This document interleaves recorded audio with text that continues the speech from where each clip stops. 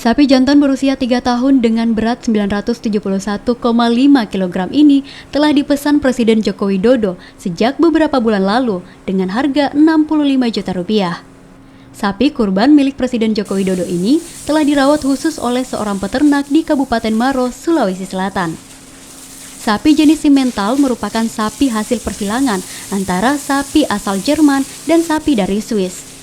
Peternak mengaku, selain Presiden Jokowi, sapi yang dipeliharanya sudah menjadi langganan Wakil Presiden Yusuf Kala saat jelang Idul Adha. Baru 1 tahun lebih dia ikut kontes di Kabupaten Bone, dia juara. Udah juara. Tahun berapa itu, Pak?